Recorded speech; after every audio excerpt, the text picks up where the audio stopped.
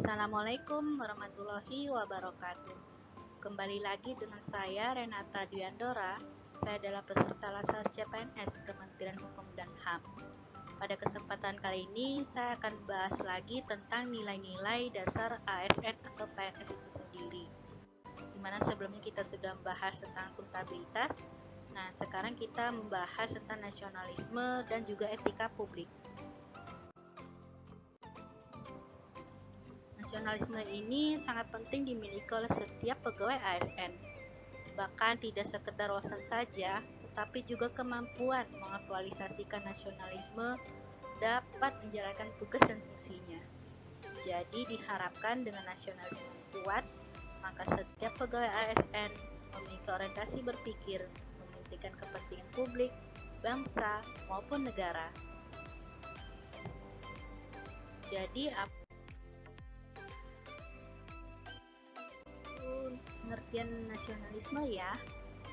Jadi nasionalisme itu merupakan pandangan atau paham kecintaan manusia Indonesia terhadap bangsa dan juga tanah airnya yang didasarkan pada nilai-nilai Pancasila.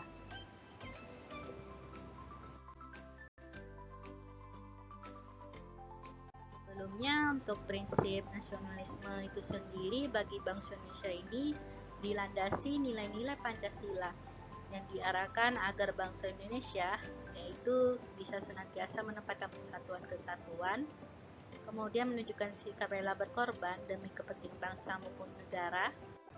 Selanjutnya bangga sebagai bangsa Indonesia dan bertanah air Indonesia, dan juga mengakui persamaan derajat, hak maupun kewajiban antar sesama manusia. Kemudian menumbuhkan sikap saling mencintai sesama manusia dan mengembangkan sikap tenggang rasa.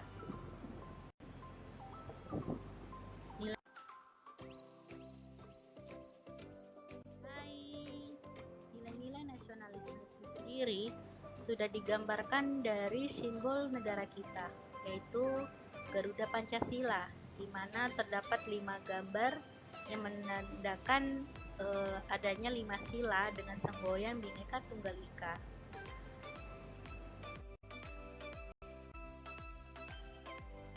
Pertama, kita bahas dulu tentang ketuhanan yang Maha Esa, yaitu dari sila pertama, di mana makna dari sila pertama ini yaitu bangsa Indonesia itu adalah bangsa yang agamis ataupun religius, di mana bangsa Indonesia ini yang beriman dan bertakwa kepada Tuhan Yang Maha Esa sesuai dengan agama maupun kepercayaannya masing-masing. Jadi bangsa Indonesia ini mengakui adanya Tuhan yang Maha Esa, bukan bangsa yang ateis. Selanjutnya sila kedua yaitu kemanusiaan yang adil dan beradab. Makna dari sila kedua sendiri di mana mengakui dan memperlakukan manusia sebagai harkat dan martabat sebagai makhluk Tuhan Yang Maha Esa, dan juga mengakui kesamaan derajat, hak, dan kewajiban asasi setiap manusia tanpa membeda-bedakan suku, keturunan, agama, jenis kelamin, kedudukan sosial, warna kulit, dan sebagainya. Selanjutnya sila ketiga tentang persatuan Indonesia. Makna dari persatuan Indonesia sendiri yaitu sudah digambarkan dengan semboyan Bhinneka Tunggal Ika. Meskipun kita berbeda suku, keturunan, ataupun agama, jadi kita harus tetap bersatu. Dan makna lain itu di mana kita harus sanggup dan rela berkorban untuk kepentingan bangsa maupun negara, dan juga mengembangkan rasa cinta kepada tanah air dan bangsa. Makna sila keempat itu kerakyatan yang dipimpin oleh hikmat kebijaksanaan dalam permusyawaratan dan perwakilan. Maknanya sendiri ini menandakan budaya Indonesia ini senang berkumpul, berdiskusi, dan juga bermusyawarah. Yang di sini diumpamakan manusia ini harus mengambil keputusan secara tegas. Sila terakhir, sila kelima, yaitu keadilan sosial bagi seluruh rakyat Indonesia. Yang maknanya setiap warga Indonesia ini berhak atas pangan dan sandang secara adil dan merata tanpa membeda-bedakan. Dengan terpenuhinya pandan sangan yang nantinya akan menjadi syarat suatu negara dianggap sejahtera. Jadi untuk sebenarnya untuk nasionalisme sendiri dalam pelaksanaannya untuk ASN itu harus menyesuaikan tugas dan fungsinya.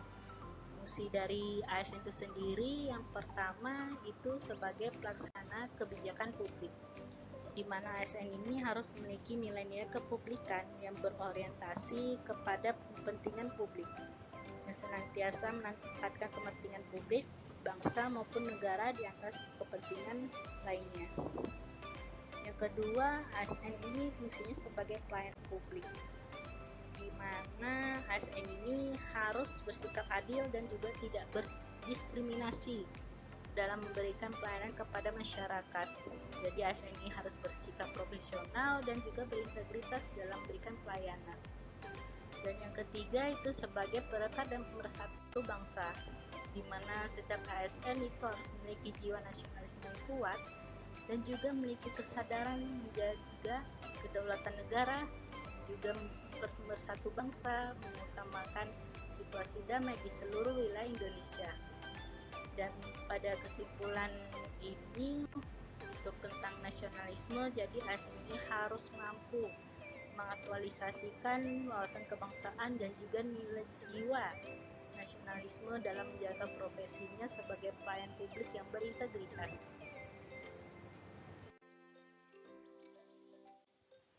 Selanjutnya tentang etika publik. Jadi dalam kaitannya pelayanan publik,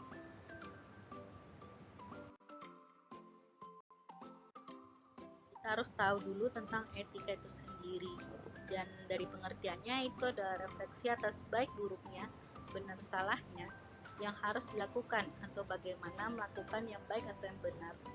Sedangkan etika publik sendiri itu merupakan refleksi tentang standar maupun norma yang menentukan baik buruk, benar salah, perilaku, tindakan maupun keputusan untuk mengarahkan kebijakan publik dalam rangka menjalankan tanggung jawab pelayanan publik.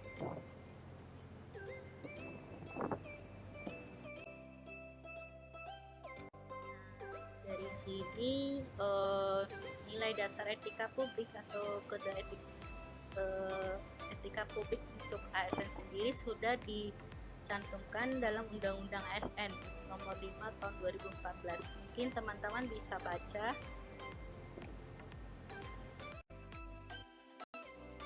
Mungkin teman-teman bisa mencari atau melihat lebih lanjut dari Undang-Undang ASN ini sendiri. Untuk prinsip dasar etika publik sendiri ini meliputi beberapa dimensi, di antaranya dimensi kualitas pelayanan publik, yang dimana etika publik ini akan menekankan pada nilai dan norma dan juga prinsip moral, sehingga etika publik ini akan membentuk integritas pelayanan publik. Yang kedua meliputi dimensi modalitas, di mana unsur modalitas dalam etika publik itu ada 3, ada akuntabilitas yang berarti pemerintah harus bertanggung jawab secara moral atas kebijakan maupun tindakannya kepada masyarakat. Kemudian transparansi, di mana setiap kegiatan ASN itu akan dipertanggungjawabkan secara terbuka, tidak cuma kepada pemerintah tapi juga kepada masyarakat. Dan netralitas, itu dan setiap pegawai ASN tidak berpihak kepada salah satu pengaruh dan tidak memihak kepentingan siapapun. Dan yang terakhir itu dimensi dari integritas publik, di mana secara sempit artinya itu tidak melakukan korupsi maupun kecurangan. Sedangkan arti luas di mana integritas publik ini adalah tindakan yang sesuai dengan nilai, tujuan dan kewajibannya untuk memecahkan dilema moral yang tercermin dalam kesederhanaan hidup Jadi maksudnya ini masukan sebagai kualitas dari pejabat publik yang sesuai nilai, standar, aturan moral dan diterima masyarakat. Untuk kesimpulannya sendiri, aktivitas dari ASN sendiri maupun sebagai masyarakat yang akan selalu melekat di dalamnya nilai-nilai etika. Jadi diharapkan setiap ASN dalam kegiatannya maupun aktivitasnya harus selalu berhati-hati agar tidak bertentangan dengan nilai-nilai etika yang harus tinggi maupun ditegakkan. Baiklah, pada video kali ini kita sudahi dulu ya. Terima kasih.